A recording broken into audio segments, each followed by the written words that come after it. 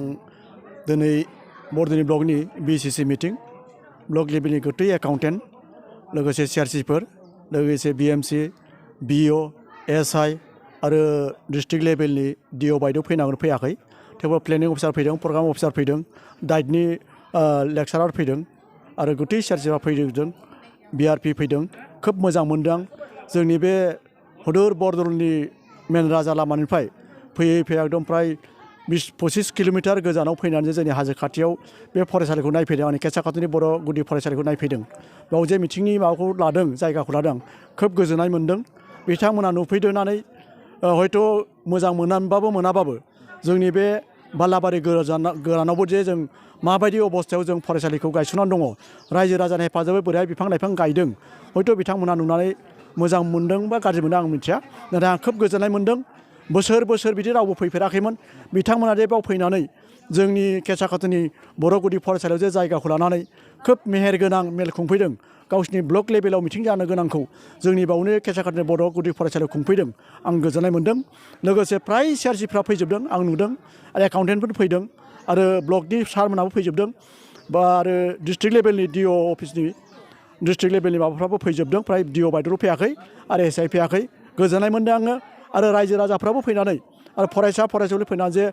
मेहेर गोनाङै बे मिथिं मेल जोबजासिम थादों बेखौ आं रायजोफोरनिफ्राय आं साबायखर बावदों लोगोसे आंनि उन्दै फरायसालिखौ आं खोब गोजोननाय मोनदों आसा खालामो इयुनावबो जाहाथे बिदि मेल मिथिं जानायाव रायजो राजानि हेफाजाब मोनगोन आरो आंनि फोरोंगुरु सारमोननिबो हेफाजाब मोनगोन लोगोसे BO बा DO सारमोनहा जेरै आंखौ मदद होदों थुलुंगा होदों बिदि थुलुंगा होबाय थानानै जोंनि फरायसालिखौ जौगानायाव लांगोन आरो जौगाहोनो खाबु मोनगोन आं बेखौ आसा खालामो आफा बंग'सेया जाहाथे जोंखौ बेनिख्रुइ साबसिन हामसिन खालामनो जोंखौ गोहो बोलो हरथों गियान हरथों आरो जिल्ला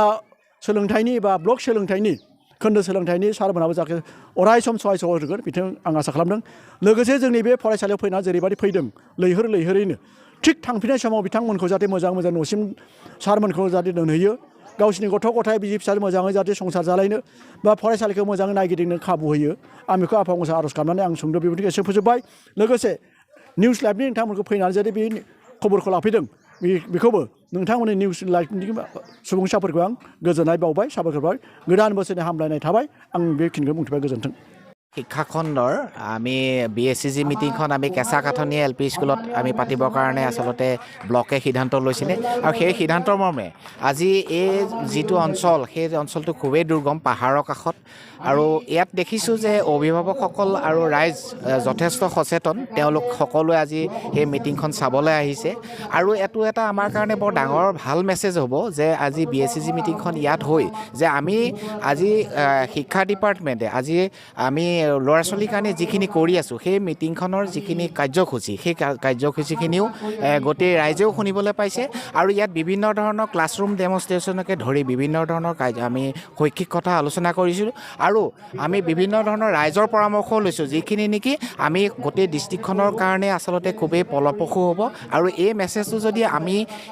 দিব পাৰোঁ সকলো অভিভাৱক শিক্ষক বা আমি সমাজক যদি দিব পাৰোঁ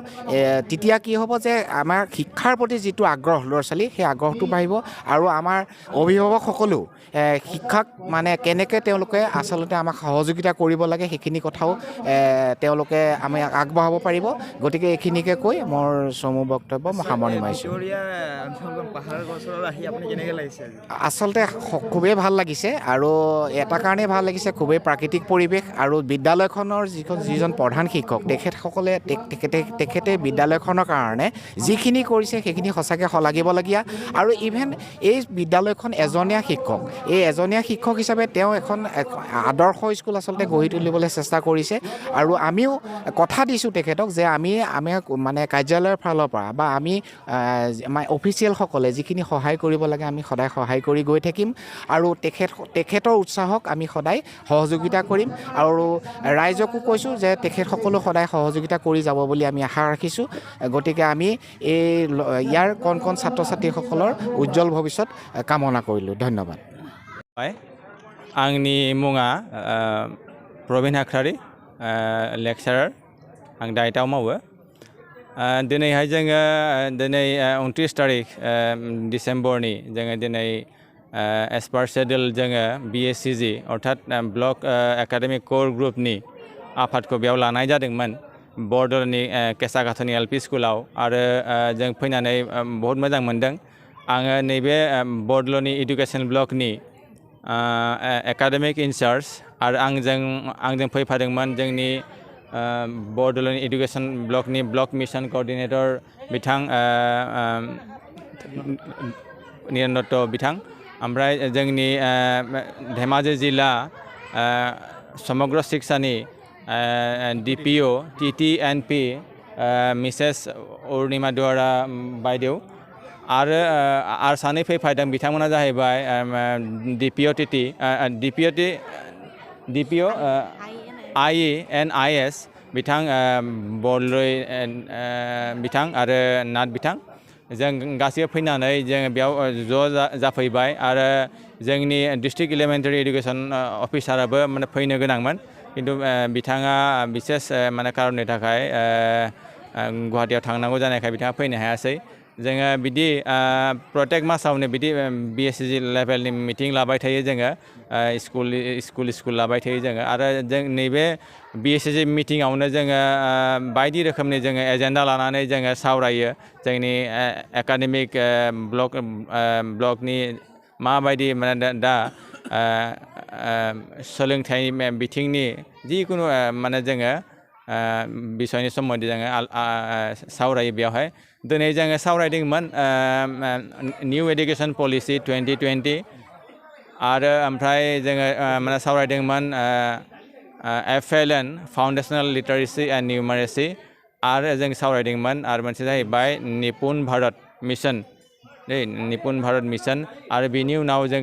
माने सावरायदोंमोन टिचार्स पारफरमेन्स एप्रेजल नैबे जानुवारियाव जोङो बेखौ एग्जिकिउट खालामगोन दा जाहैबाय FLN आरो निपुन भारत नैबेखौ जोङो अलरेडि जोंनि डिस्ट्रिक्टनिफ्राय मोननैसो इनिशिएटिभ लानाय जादों जोंनि डिस्ट्रिक्टनिफ्राय मोनसे एकाडेमिक रिसोर्स पुल दानानै अलरेडि जोङो SCRT आव हरबाय आरो आसामनि भितोराव जोंनि धेमाजि डिस्ट्रिक्टआनो फार्स्ट बिदि एकाडेमिक रिसोर्स पुल मोनसे फर्म खालामनानै गुवाहाटीयाव हरनो हादों SCRT आव हरनो हादों समग्र शिक्षायाव हरनो हादों बेनि थाखाय जोङो माने एसेबाबो जोङो माने